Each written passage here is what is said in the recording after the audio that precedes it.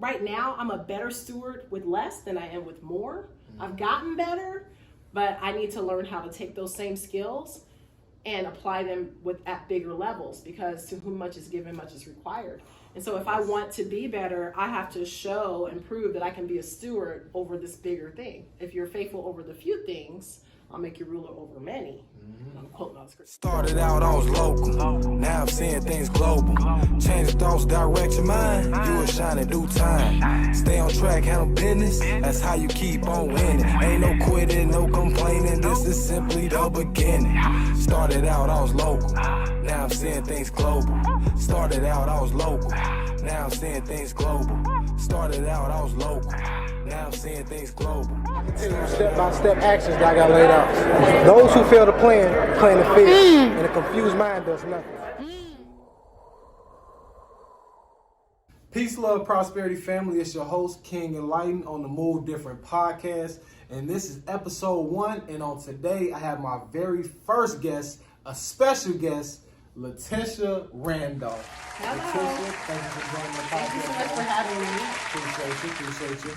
So, on the podcast, we talk about moving different, transitions between making the moves with your finances, your goals, your time, and the relationships. But before we get into all that, can you please let the people know a little bit about yourself, who you are, where you're from, and what it is that you do? All right. Well, thank you very much. My name is LaTisha, as he said, not to be confused with Tisha, okay? It's LaTisha, like wish your wish come true. That's what I came up with to help people. That. You like that? I like this. And I'm originally from Maryland, so shout out to the East Coast. Shout out. When I was 9 years old, almost 9, I moved to California, to the Bay Area, and lived there for 18 years. And then I got married, and I moved to Missouri, and I've been here for almost 16, same years married.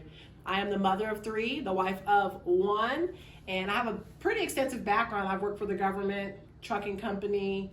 I worked as a Spanish teacher. I speak Spanish fluently. I forgot to tell you, I've been to Cuba. So I felt that. That's all. Oh, and I also own my own business, and I've done a lot of leadership things. Toastmaster, church leader, singer. There's a long list, but I'm really excited to be here. One of my favorite things is talking, so we're good to go here. Hey, likewise. See, we got something in common. Likewise. Now, Toastmasters, I didn't do Toastmasters. I was actually trained and coached under Les Brown. That is so amazing. So, yes, that was my best toast right there.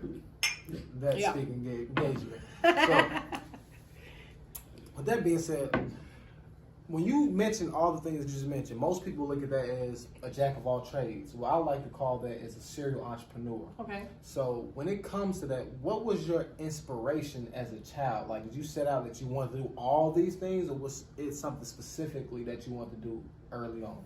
Okay, so there were a lot of people who've inspired me along the way. Aunt, I have a favorite aunt, well, one of my favorite aunts, Aunt Sheila. She inspired me to work for her business when I was. Sheila. Do you? Today's her birthday. Happy birthday, Auntie!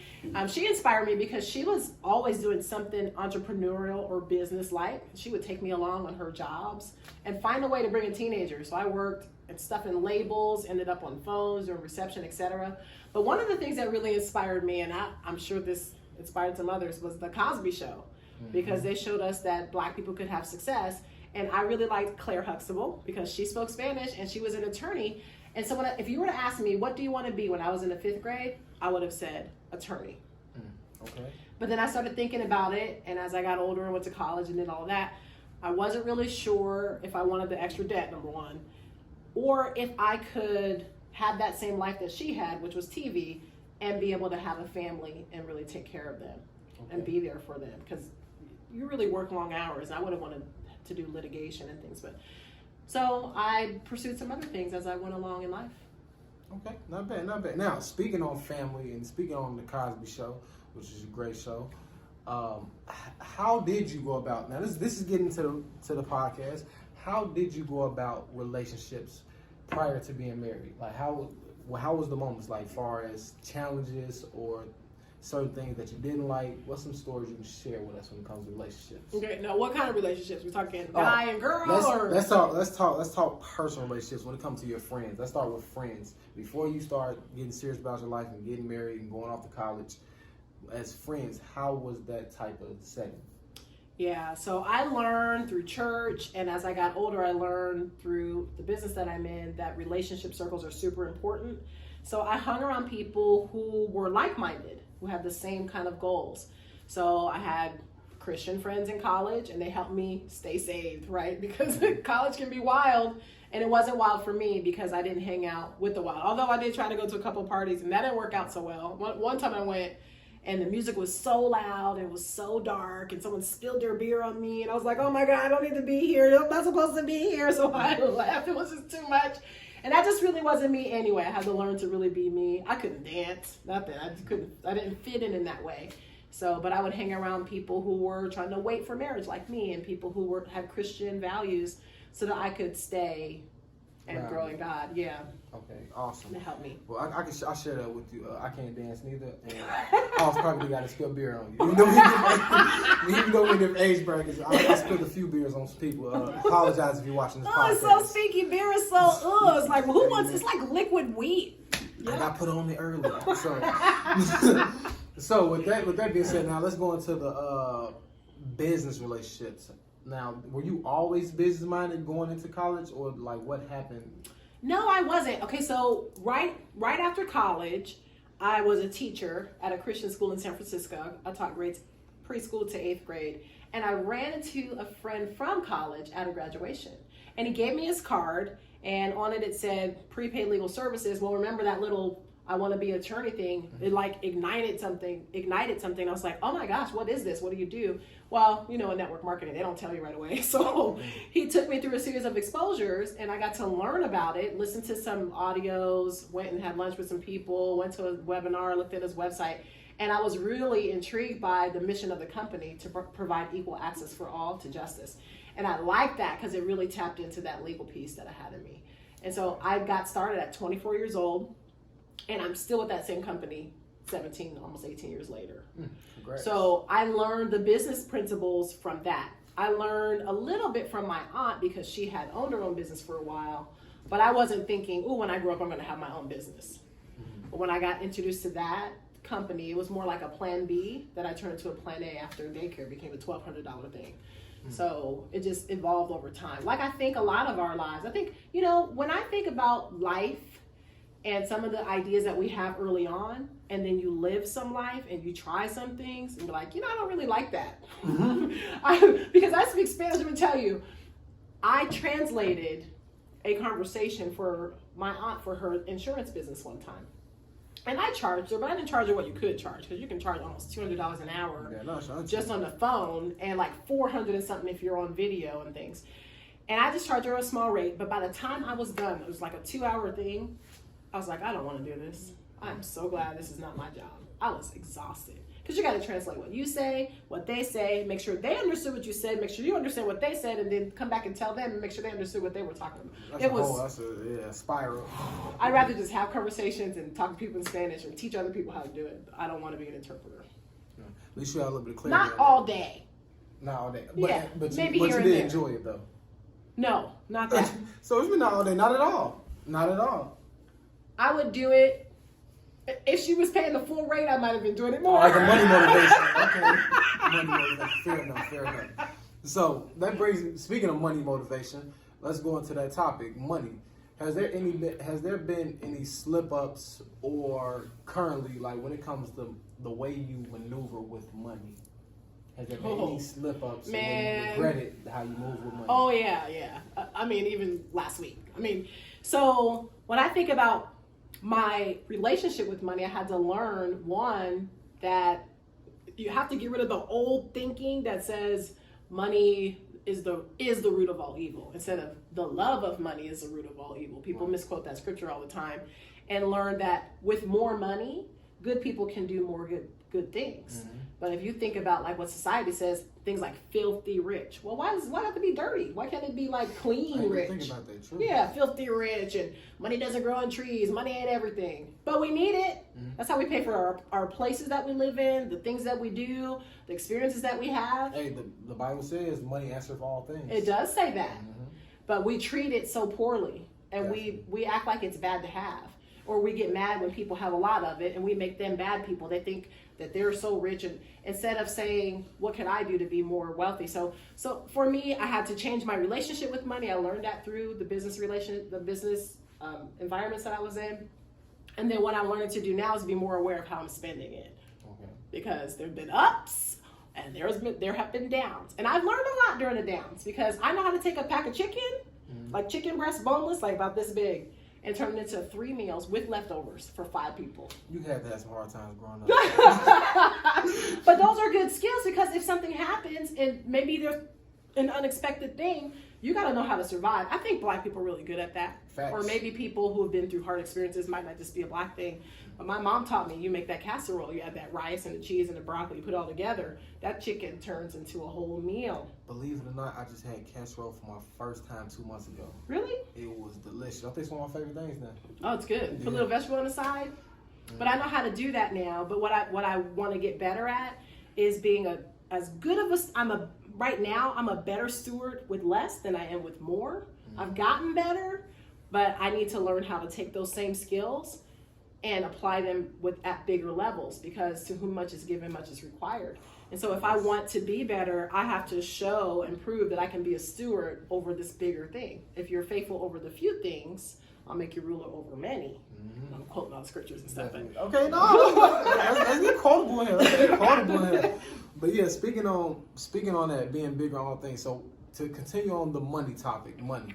How do you view it? So one of my questions I ask a lot of my clients, and I ask people that I just randomly have complimentary coaching sessions with, is which one do you value more, time or money?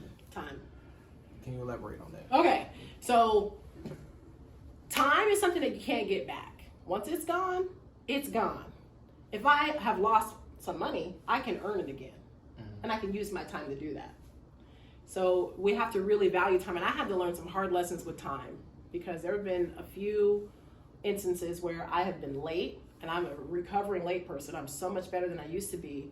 But I used to not value time or other people's time. And I had 2 people who taught me a hard lesson. They said, you don't respect my time, I'm leaving. And they left before I got there. That was hard. And I felt bad because relationships are super important. And I felt like I let them down by not respecting their time. And they taught me that you have to do better, because I respect my time and you're not respecting mine, but I'm leaving. And so those 2 instances made me tighten up on being on time and respecting other people. But I also learned that we all have the same 24 hours in a day. You ever hear somebody say, oh man, it was a long day? Yeah, I say it a lot sometimes. Do you? Well, guess what? What's that? Every day is the same length.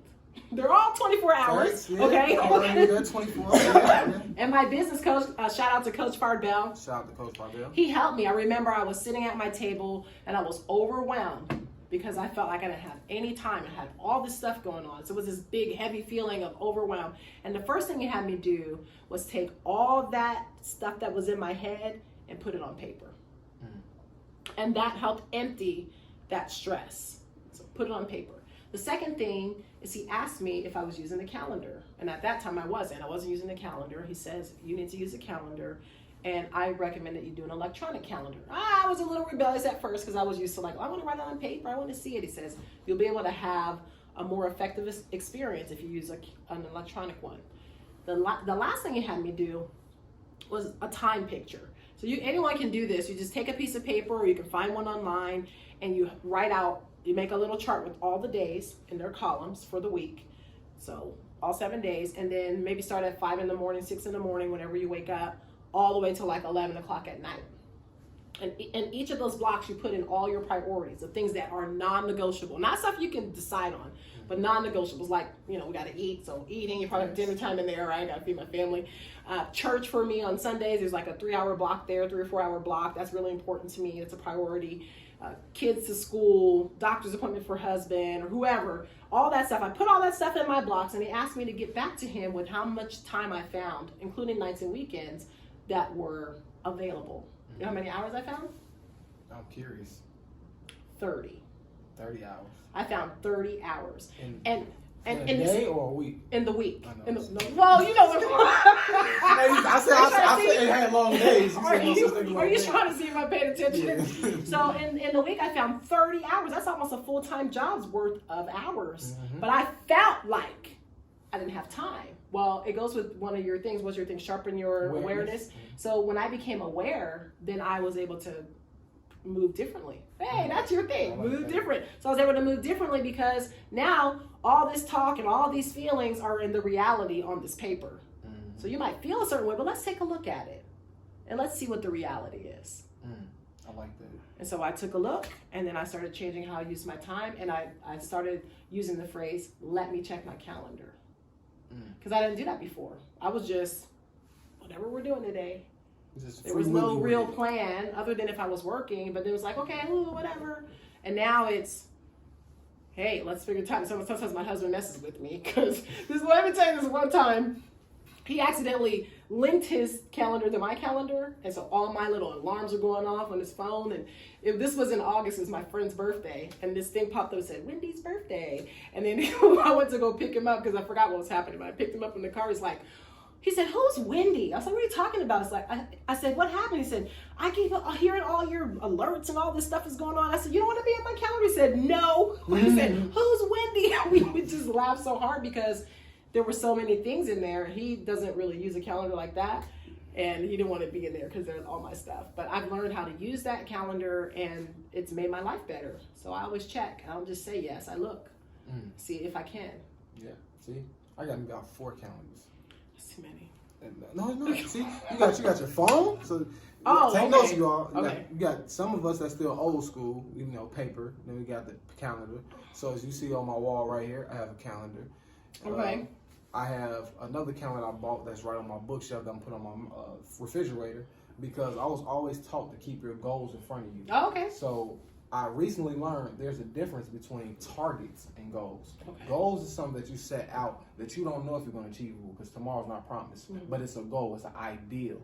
But targets is something that's measurable that you can hit within that day or that week. So if I keep my targets in front of me on my calendar, maybe I might walk past the hallway, miss my calendar on my big wall, but I go in the refrigerator every day, so I'm going to see it on there. Okay. Maybe I'm out and about and I was just on the go rush. I hopped up, I washed up, and I just didn't even stop at the refrigerator.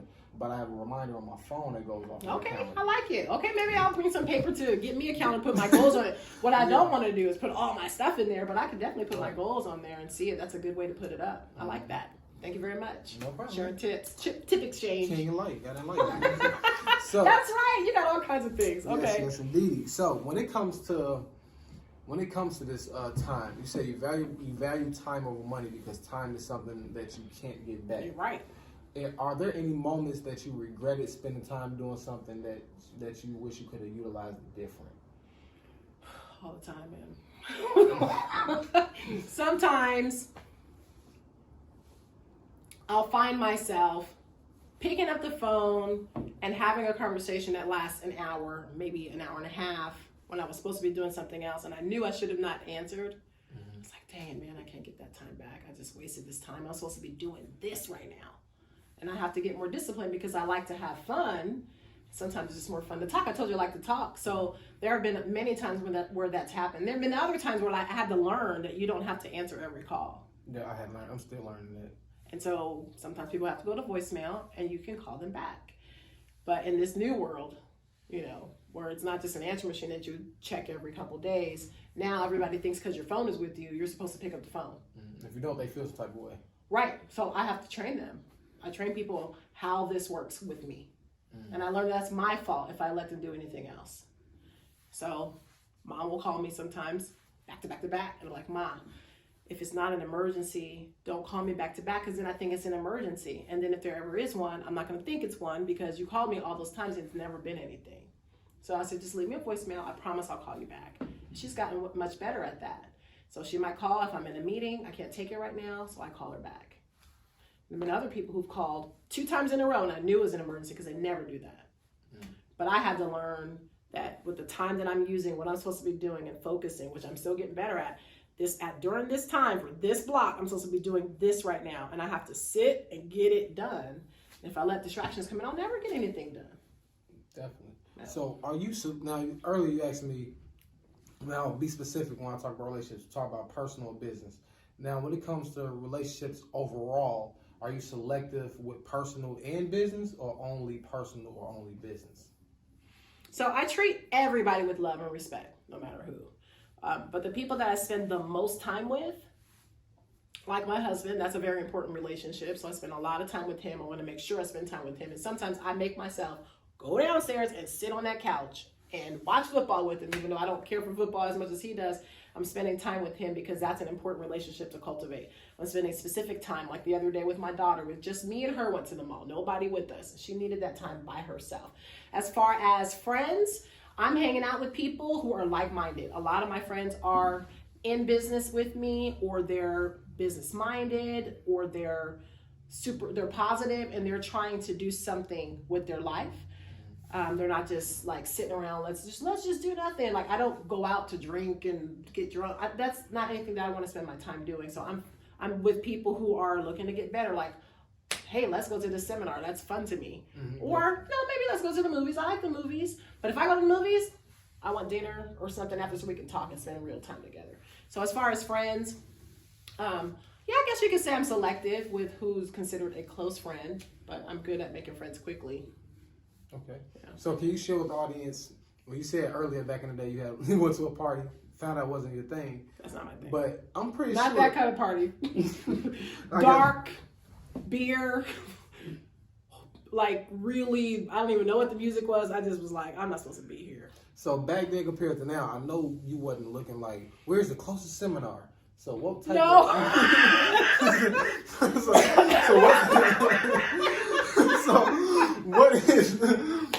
What was your party life like back then when you discovered that the dark crowds and the heavy party and drinking wasn't it? What was the party? So I will go to a party. I'll go to a party, and I actually learned about 5 good line dances, okay? I can do salsa. I learned that in Cuba. Okay. I can do the wobble.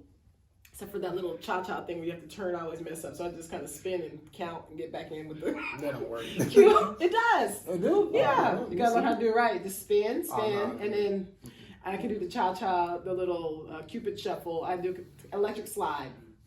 So I learned how to dance. So I don't mind a party, but I mean, I want to know what it's about, right? If it's just about, like, if it's about getting drunk, I'm not interested. I've never been drunk. I don't want to be drunk. I'm not heard anything nothing good come from it. I'm just not about that. So, but I'll go to a good party, and we can dance or do whatever. It just kind of depends. Okay. On what it's about. What's the main purpose? We're celebrating something? Let's go celebrate. Gotcha. Okay, well, the scripture does say, do not be unevenly yoked. Oh. So I definitely understand that part. Right. So when it comes to moving forward with goals, now you mentioned you got into legal shield, because you wanted to be an attorney, and you felt like that was a igniting moment, spirit in your spirit when it was introduced to you. What are some goals that you achieved, and what are some goals that you're looking to achieve now? Okay. So my ultimate goal, like the big goal, is to be completely free. Time freedom is it's like one of the big things, and the money provides the time freedom. If you have enough money, you do what you want with your time. Mm-hmm. So that, like, more ministry, help more people. I'd like to retire my husband, and for us to be able to do like whatever we want, whenever we want, which is kind of what I'm doing now, because I've worked myself to like a full-time income, working part-time hours. So I really enjoy and appreciate that. So the big goal is beyond 6 figures, like 7 or more figures a year, so that I can have a big lift. Because I've experienced times when there's been a good amount of money and the decisions were just easier. Mm-hmm. It wasn't as hard. We didn't have to think as long. It was like, let's just do this. Let's just do that. It just gives you freedom to do. One of the goals that we talked about when we were chatting, one of the lessons I learned about goals was that they have to be my own. And I used to make my goal what my team leader thought my goal should be. Okay. So there's this term or this level in our company called executive director. So people would say, well, what do you want to be? And I'm like, I want to be an exec, because everybody says that's what you're supposed to be. And I would say that with empty promise. Like there was no real desire for me to be it. I was just saying it because that's what you're supposed to do next. Okay. And I hit the director level pretty quickly in the first couple of months using promotions and things that we had. And then I stayed there for 16 years. 16 years at the director level.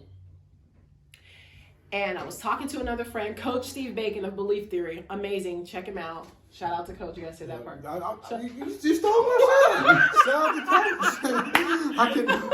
I can't get it out. Shout out to Coach Steve Bacon. He helped me realize that whatever I was doing at that time, that's what I wanted.